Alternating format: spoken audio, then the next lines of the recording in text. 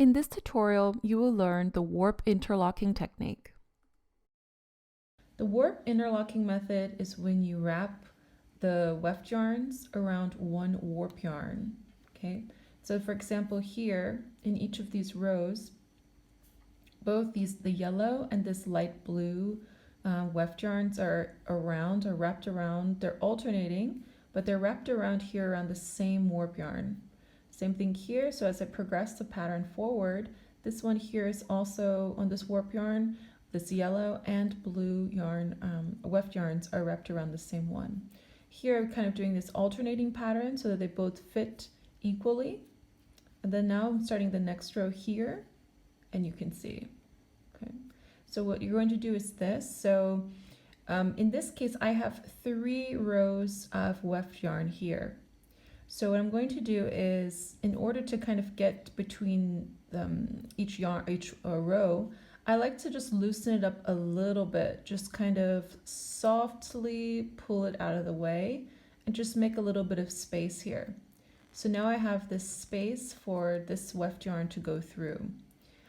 So yeah, when you know that you're going to be using this method, try not to weave it so tight or just a little bit looser. But again, at the same time, you don't want to make it so loose that the weft yarns are really they're not staying uniformed. So I still want to keep it uniformed, but you know, it's kind of a balance, especially when you're using this method.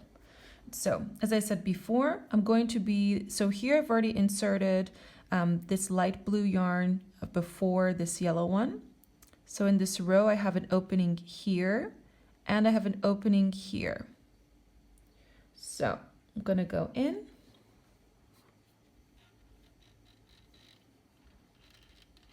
And I'm just going to go in between that space and pull the yarn through.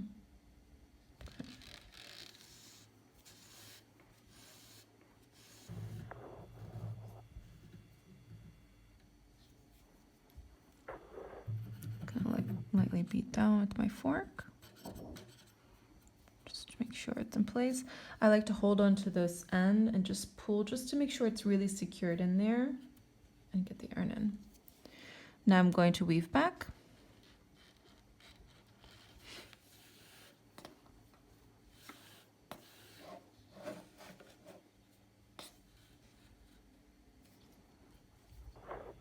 Again, I like to hold it, pull to secure it. Just beat down, or if it's a small space like this, just use my hand. Okay.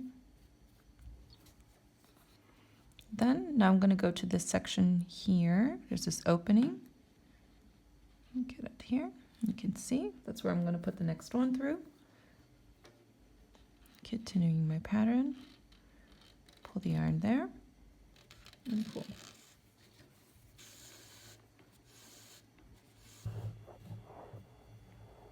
I need to hold it, make sure it's nice and taut. And then for this next row here, I'm going to bring it back through. I like to hold this warp yarn secure. And again, I'm not pulling it too tight, and I'm also using this finger here to make sure this stays secure. So when I'm pulling this yarn, it's not pulling the whole pattern out. Okay, or pulling all the other yarns. Okay. So as you can see here, it's kind of a sandwich effect, right? Under, over, under, over, under, over. Now, in this next case, with this next row, now, as you can see, this is an angle that's being formed. So what I'm going to do here is this. Instead of just taking this warp yarn here and doing it one more on top, I'm going to go to the next row. I'm going to show you here. Here's a nice opening. Oh, you see the other one.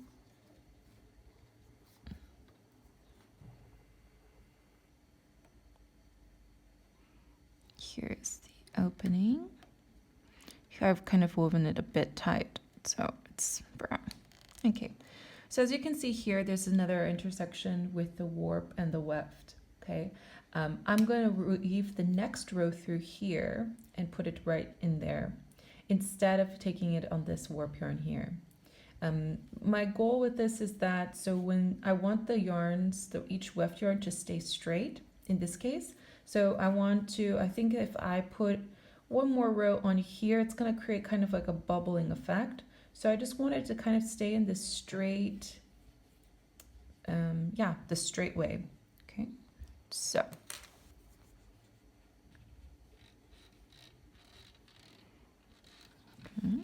Now in this case, I have to go under this one. So I'm just going to pull this through.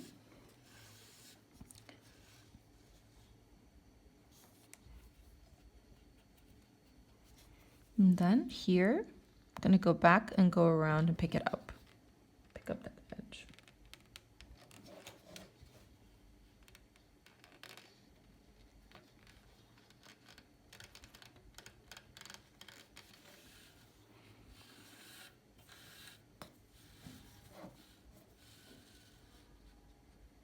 Holding to support it.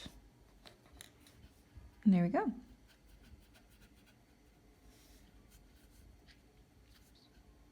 Okay, and that's how you do the warp interlocking method.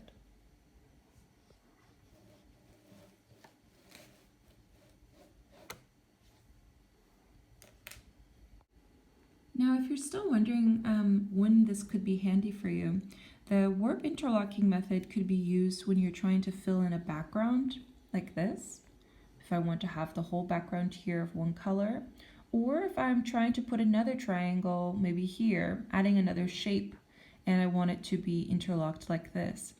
As you can see here, this warp interlocking method, it creates this kind of, not checkered, but this pattern here. And yeah, you can see this effect. And it might be really nice, a nice effect to have. This method also creates a lot of support between the two weft yarns, right? They're all interlocked here with this singular warp yarn. And yeah, it's nice and supported. When it comes to the warp interlocking method, I used it like this, and I was saying that there's a interesting pattern that occurs on the edges. So when you're using the warp interlocking method, when I was creating this kind of more geometric shapes, it kind of creates this appearance like an argyle pattern.